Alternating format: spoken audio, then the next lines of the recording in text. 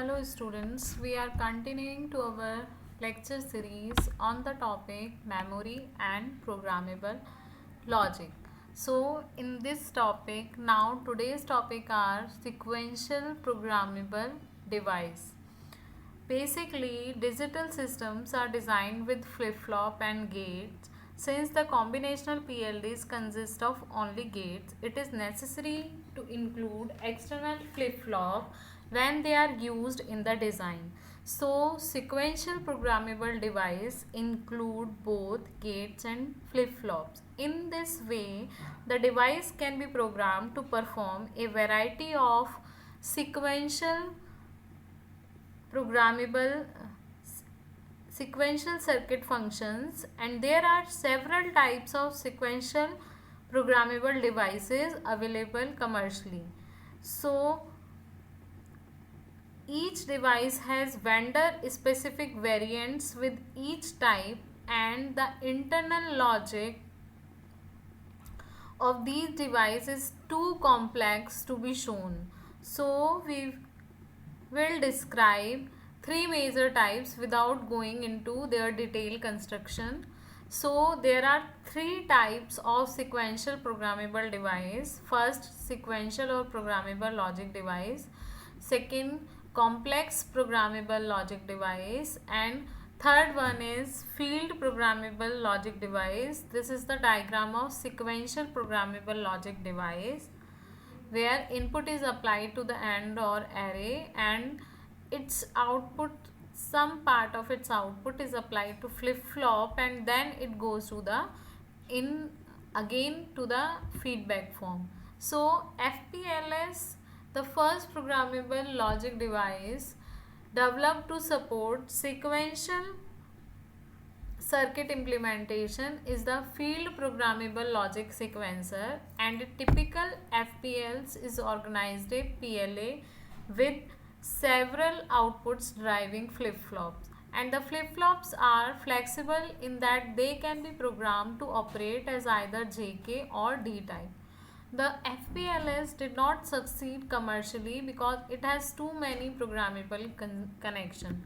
So that SPLD is introduced. The sequential PLD is sometimes referred to as a simple PLD to differentiate from the complex PLD.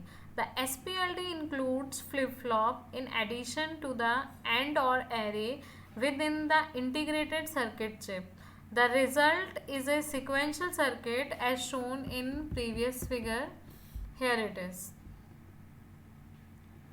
So a PAL or PLA is modified by including a number of flip-flops connected to form a register, and the circuit outputs can be taken out from OR gates or from the output of the flip-flop. So additional programmable connections are available to include the flip-flop output in the product terms formed with the AND array, and the flip-flops may be of the D or JK type.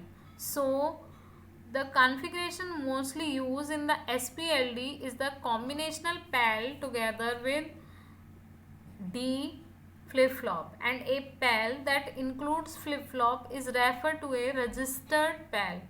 So to signify that the device contains flip-flop in addition to the AND or array, each section of an SPLD is called macro cell. Here it shows. And a macro cell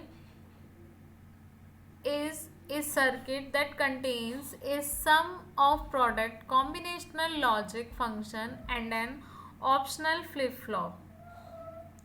So here this figure shows the logic of a basic macro cell.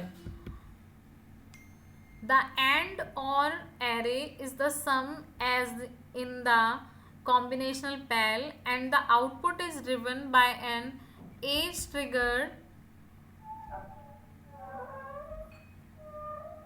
D flip-flop connected to a common clock input and changes state on a clock edge. The output of the flip-flop is connected to a 3-state buffer controlled by an output enable single signal marked in the diagram as OE, and the output of the flip-flop is feedback into one of the inputs of programmable AND gates to provide the present state condition for the sequential circuit. A typical SPLD has from 8 to 10 macro cells within one IC package, and all the flip-flops are connected to the common clock input, and all three state buffers are controlled by the OE input. So here is the diagram of basic macro cells, and now we come to the CPLD. A typical SPLD has from 8 to 10 macro cells within one IC package, and all the flip-flops are connected to the common clock input, and all three state buffers are controlled by the OE input. And the design of a digital system using PLC often requires the connection of several devices to produce the complete specification, and for this type of application it is more economical to use a complex programmable logic device, CPLD, which is a collection of individual PLDs on a single integrated circuit. So here the diagram shows a programmable interconnection structure that shows here. It shows general configuration of CPLD. So in this device consists of multiple PLDs interconnected through a programmable switch matrix, and the input output blocks provide the connection of the IC pins. Each IO pins is driven by a 3-state buffer and can be programmed to act as input or output. The switch matrix receives input from the IO block and directs them to the individual macro cells. So similarly, selected outputs from the macro cell are sent to the outputs as needed, and each PLD typically contains from 8 to 6 macro cells. So usually these are fully connected, and if a macro cell has unused product terms, they can be used by other nearby macro cells, and in some cases the macro cell flip-flop is programmed to act as a D, JK or TK flip-flop. So here is the general CPLD configuration. Now we come, this is the gate array. The basic components used in VLSI design is the gate array, and a gate array consists of a pattern of gates fabricated in an area of silicon that is repeated thousands of times until the entire chip is covered with gates.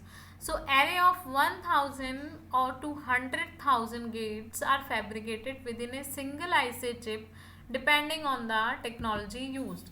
So now after that our next programming is coming FPGA. FPGA is a VLSI circuit that can be programmed in the user location. A typical FPGA consists of an array of millions of logic blocks and surrounded by programmable input and output blocks, and together connected via